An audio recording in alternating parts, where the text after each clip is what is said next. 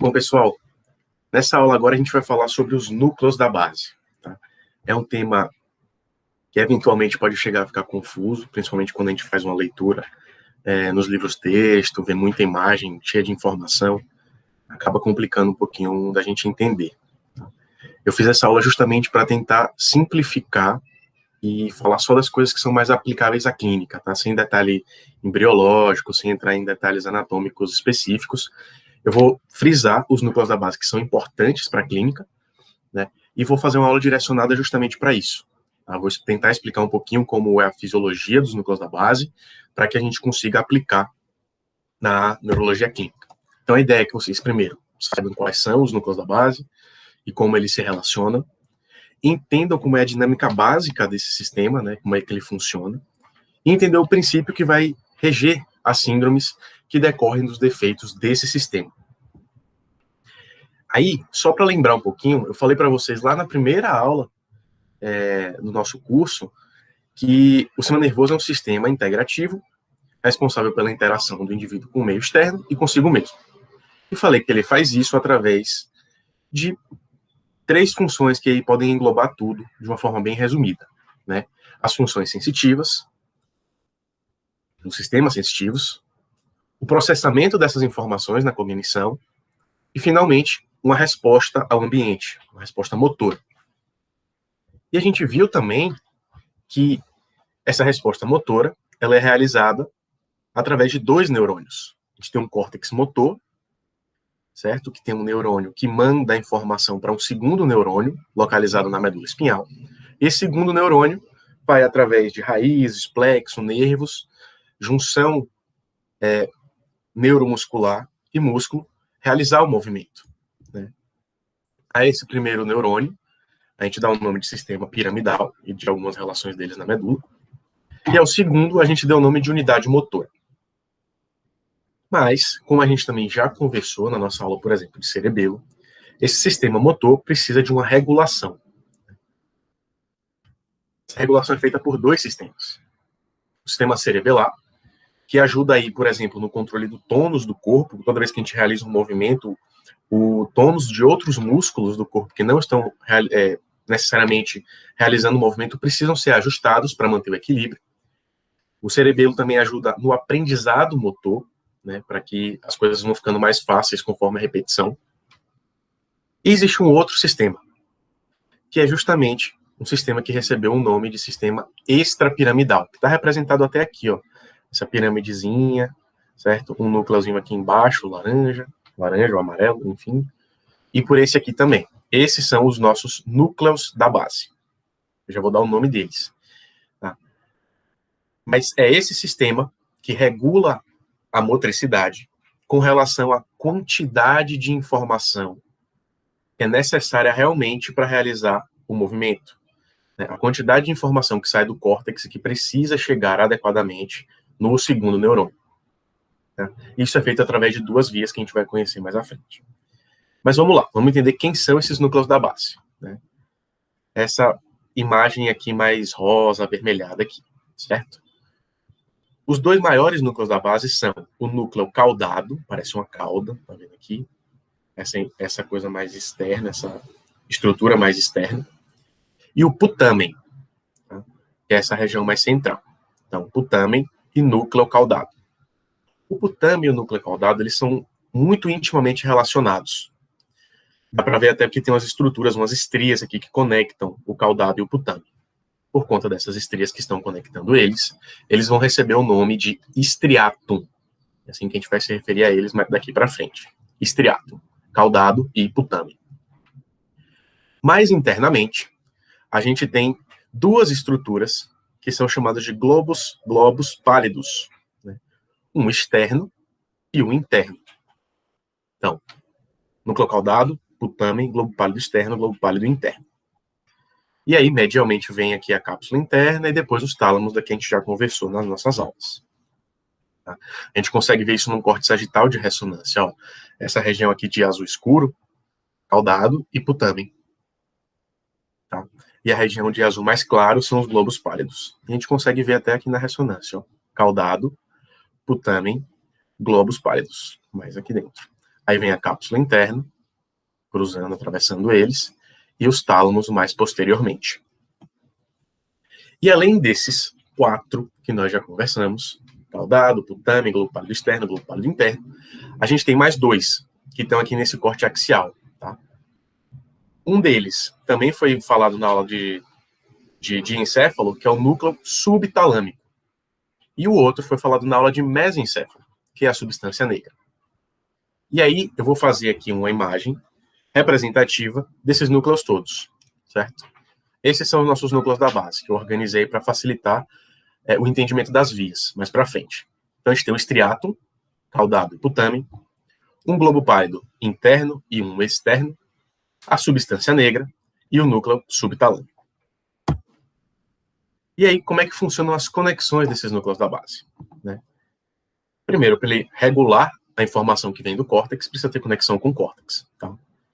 Esse córtex sempre manda informação para os núcleos da base, uma informação excitatória. E os núcleos da base processam a informação por 2 vias diferentes, que a gente vai ver, e vão atuar sobre o tálamo. A função do núcleo da base, em geral, é inibir a função talâmica. E o tálamo vai mandar essa informação de novo para o córtex para falar, olha, pode mandar mais informação ou segura a onda aí, não manda tanta informação, através de vias diferentes. A gente vai ver como. Mas o princípio geral é esse. A informação vem do córtex, vai para os núcleos da base, tálamo, córtex. Então, córtex, núcleos da base, tálamo, córtex. Mas a aula hoje é de núcleos da base. Então não dá para eu ser tão genérico e falar só dessa forma. Eu vou aumentar aqui a representação dos núcleos da base na imagem. A informação sai do córtex, vai para os núcleos da base e sempre entra nos núcleos da base pelo estriato. Tá? Sempre entra ou pelo caudado ou pelo putame. E sempre vai sair dos núcleos da base em direção ao tálamo pelo globo pálido interno. E do tálamo, a gente já viu que a conexão com os núcleos da base é pelos núcleos ventral anterior e ventral lateral. A informação depois vai para o córtex de novo. Tá? Beleza. Então, vocês já viram que vai ter um processamento aqui dentro desses núcleos da base que é um pouquinho mais complexo, mas não tanto assim. Tá? A ideia é sempre essa. A informação sai do córtex, vai para os núcleos da base e entra sempre pelo estriato, é processada, e sai para o tálamo sempre pelo globo pálido interno. E do tálamo vai para o córtex de novo. E aí tem alguns neurotransmissores que vão permitir isso. Existe uma via mais curta, mais simples, e por isso chamada de direta, uma via direta, que funciona da seguinte forma. A informação começa no córtex, vai estimular os núcleos da base pelo estriato, através do neurotransmissor glutamato. Esse estriato, ali, sendo estimulado pelo córtex, vai inibir o globo pálido interno, através do neurotransmissor GABA. E o globo pálido interno tinha a função de inibir o tálamo, mas como ele foi inibido, ele deixa o tálamo realizar a função dele, que é estimular o córtex. Então a via curta, a via simples, a via direta, estimula, né, a liberação de movimento. Já a via indireta acontece quando o córtex estimula o estriatum, e o estriatum, ao invés de inibir o globo pálido interno, inibe o globo pálido externo. Esse globo pálido externo vai inibir o núcleo subtalâmico, deixar de inibir o núcleo subtalâmico, no caso, porque ele foi inibido pelo estriatum, e ele consegue fazer a função dele, que é estimular o globo pálido interno, que consegue fazer agora a função dele, que é inibir o tálamo. E aí o tálamo inibido não consegue realizar a função dele. Né? E aí ele fala, córtex, peraí, não manda tanta informação. Então existe uma via direta, córtex, núcleos da base pelo estriato, inibe o globo pálido interno, que não manda informação para o tálamo, que excita o córtex. Isso favorece a passagem de informação, favorece que aconteça um movimento. Existe a via indireta. A informação sai do córtex, entra pelo estriato, só que ao invés de inibir o globo pálido interno, inibe o globo pálido externo, deixa de inibir o núcleo subtalâmico, e aí excita o globo pálido interno, que faz a função dele, que é inibir o tálamo. E aí o tálamo não consegue excitar o córtex, e isso desfavorece a passagem de informação, desfavorece o movimento. E quem coordena isso? Né? Pô, mas como é que o striatum decide? Ah, não, agora vai pelo interno, agora vai pelo externo. Quem coordena isso é a dopamina. E a gente viu que dopamina é produzida na substância negra do mesencéfalo. É aí que esse núcleo da base vai entrar na história. E a gente vai ver, por essa imagem aqui, que existe uma via chamada nigro, de substância negra, estriatal. Então, uma via de neurônios dopaminérgicos que vão para o estriatum. Beleza, Cadu, mas a dopamina chega no estriatum, que pode inibir ou interno ou externo. E aí? Onde é que entra essa história? Acontece que no estriatum existem dois tipos de receptores de dopamina. Receptores D1 e receptores D2. Receptores D1 são excitatórios e estimulantes da via direta. Tá? Estimulam o estriatum a atuar pelo globo pálido interno. E os D2 são inibitórios dessa via. Então, eles vão estimular o estriatum a funcionar via globo pálido externo. Dessa forma. Ou seja, toda vez que entra dopamina no sistema dos núcleos da base, a via mais favorecida é a via direta. E aí, o que acontece é que justamente quando você tem um tônus dopaminérgico equilibrado, você favorece uma quantidade de movimento adequada, um movimento harmônico. Tá? Porque você está favorecendo mais ali, de certa forma equilibrada, a via direta, sem hiperestimular. Tá? Você estimula mais a direta, inibe um pouco a indireta, e assim você consegue realizar movimentos de forma harmônica. Mas mesmo assim a via indireta ainda funciona inibindo movimentos que não eram necessários para realizar o movimento. Tá? Esse tônus dopaminérgico, ele pode ser reduzido em algumas doenças. Por exemplo, quando você degenera a substância negra, e aí o modelo de doença clássico é a doença de Parkinson, você para com esse tônus dopaminérgico, e quem vai prevalecer é a via indireta, que desfavorece o movimento. Se você tem menos movimento, você tem uma bradicinesia. Você fica rígido, né? Que lembra a gente das síndromes parkinsonianas, dos parkinsonismos.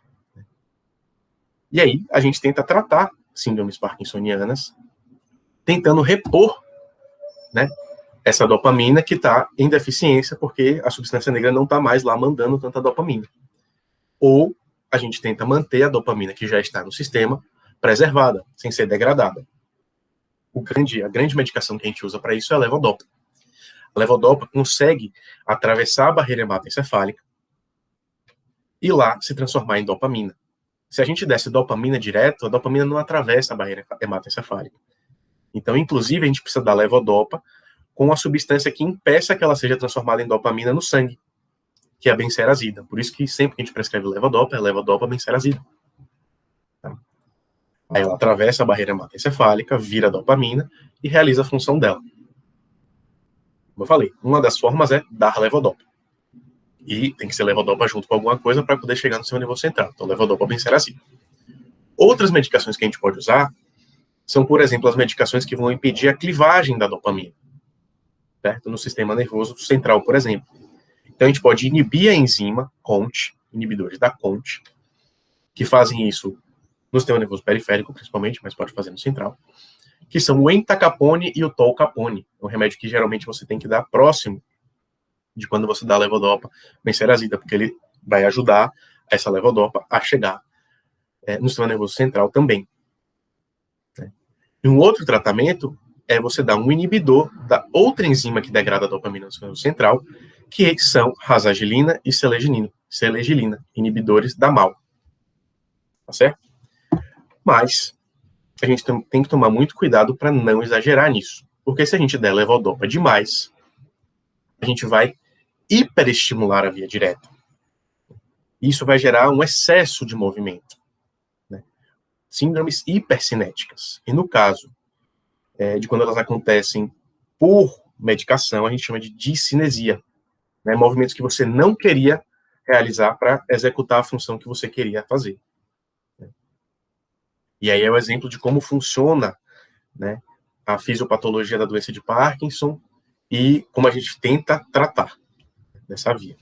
E esse é o princípio básico de todas as síndromes que vão estar associadas às lesões de núcleos da base. Como eu falei, a gente frisou aqui agora principalmente as síndromes hipocinéticas, né, que são sinônimo de parkinsonismos, por deficiência de dopamina. E eu falei que existem também as hipercinéticas, e dei o exemplo de síndromes hipercinéticas induzidas pelo tratamento. Mas existem, por exemplo, síndromes hipercinéticas por distúrbios de função nos globos pálidos ou no estriatum, que vão levar também a outros fenômenos de movimentos, distúrbios de movimento. Tá? Isso a gente vai falar mais à frente. Espero ter ajudado vocês a entender um pouquinho melhor essa fisiologia dos núcleos da base. Até a próxima aula.